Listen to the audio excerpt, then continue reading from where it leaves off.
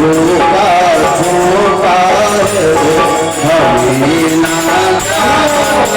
की ज्योति से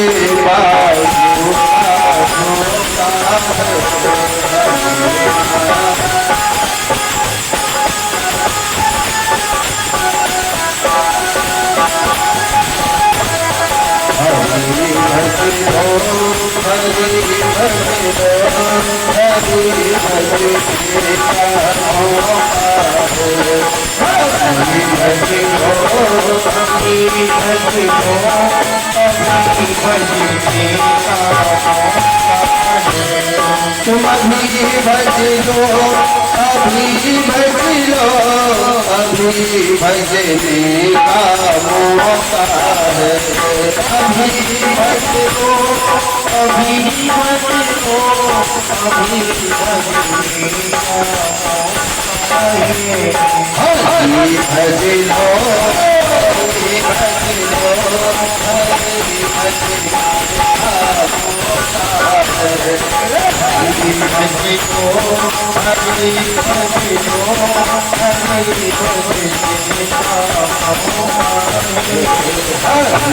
अभी भज लो अभी भज लो अभी भजने का मौका है अभी भज लो अभी भज लो अभी भजने का मौका है अभी भज लो अभी भज लो अभी भजने का मौका है अभी भज लो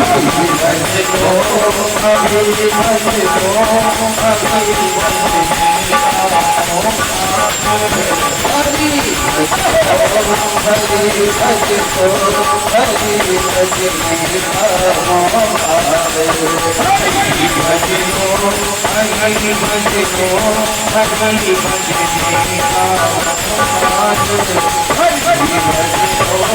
अभी भज लो अभी भजने का मौका है अभी भज लो अभी भज लो अभी भजने का मौका है अभी भज लो अभी भज लो अभी भजने का मौका है।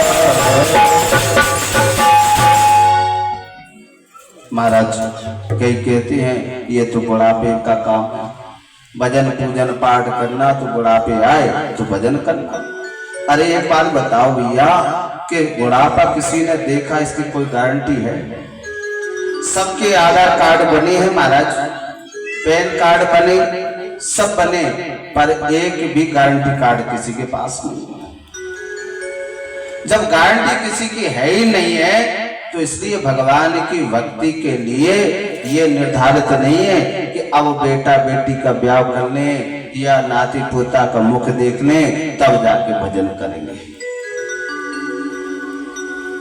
यदि समय हमको ठाकुर जी ने दिया है तो इसलिए सबसे पहला काम है कि जो आज के कथा हमने सुनाई है ठाकुर जी से प्रार्थना करना कि हे ठाकुर जी जो आज हमको कथा सुनाई है कल की भी कथा तू ही सुनाएगा।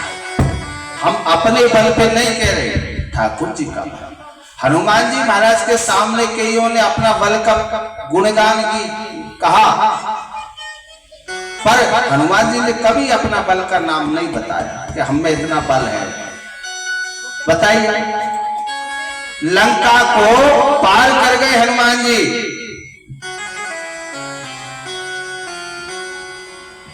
लेकिन बल कभी नहीं दिखाया उन्होंने।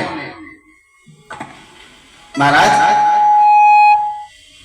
बिल्कुल चुपचाप मौन शांत बैठे। महाराज सब अपना अपना ज्ञान बल बुद्धि बता रहे और आप शांत बैठे। उन्होंने कहा कि जिसके पास खुद का बल होगा वो बताएगा, जब हमारे पास बल ही नहीं है तो हम क्या बताएंगे। तो बुद्धिमतान वरिष्ठम अतुलित बलधामम, तो ऐसे ही कहलाते हो। उन्होंने कहा धाम है पर बल थोड़ी है हमारा। तो कैसे? फिर ऐसे कैसे कहते हैं जो भक्त लोग?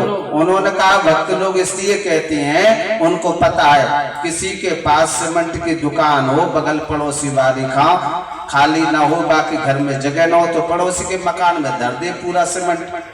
तो विचार करो, तो सीमेंट का मालिक तो दूसरा है, सीमेंट तो हमारे घर में रखा है, जो थोड़ी हम मालिक थोड़ी है।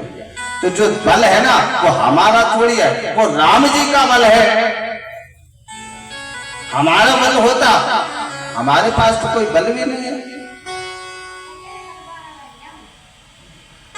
महाराज ये से महापुरुष है जो हनुमान जी इतने अतुल बलधामन होने के बाद भी सदा कभी उन्होंने अपना ज्ञान का न बल का किसी चीज का उन्होंने अभिमान नहीं किया। और हमारे पास महाराज थोड़ा बहुत धन आ जाए तो फिर डरते नहीं है, इतना अभिमान आ जाता है कि महाराज अपनी औकात भूल जाती। कहती है ना, पानी का जो बुलबुला होता है ना, थोड़ा भी जमीन से ऊपर उठ जाए ना तो फूट जाता है। ऐसे ही अभिमानी वाला ज्यादा टिक नहीं पाता। इसलिए जो भी है ठाकुर जी को समर्पण करिए। आइए। जन्माद्यस्य तोन्मयादितरतश् चार्थेष्वभिज्ञस्वरा तेने ब्रह्म हृदय आदि कवये मुह्यन्ति यते शूरया तेजो पारिवृतां यथा विनिमयो यत्तत्सर्गो मृषाम् धाम्ना स्वेन सदा निरस्तिकुहकम् सत्यं परं धीमहि धर्मं प्रौचिति कैतिबोत परमो निर्मत्सराणां सतां वेदं वास्तवमत्र वस्तु शिविदं तापत्रयोन्मूलनम् श्रीमद्भागवते महामुनिकृते किंबा परिरीश्वरा श्रद्धो हृद्यवरुद्धते कृतभि सुशोषभिस्तक्षणा निगम कल्पितरोरिकलितं फलं शुकमुखादमृतद्रव्य संयुतं पिबत भागवतं रसमालयं मुहुर्हो रसिका भुवि भावुका। महाराज भावुक रसिक जनों के लिए ये भागवत कथा है, जिसका विचार कर लो आप, जिसकी कथा सुनने में हमें इतनी शांति सुख आनंद मिलता है, जिनके भजन में हमको नाचने को मन होता है, झूमने को सब भूल जाते हैं, कोई सुख नहीं याद आता है। ये सुख में परम सुख में अंतर है। देखिए सुख में और परम सुख में क्या अंतर है, यही है। आप घर में गाड़ी होगी, बंगला है, सब है, पर वो सुख है, धन है, सुख है, परम सुख नहीं है। परम सुख क्या है? परम सुख भगवान की कथा बताइए। एक बड़ा काल जहरीला, जिसके फन फूंक दे तो समझ लो गोविंदाय, बचने वाला ना हो महाराज, कालिया नाग। पर नाग भी जब वो बीन बजती है ना, बीन की आंग डांस करने लगता है, देखा होगा है? इतना बड़ा जहरीला है, पर एक छोटी सी पुंगी है, उस पुंगी में ऐसा क्या है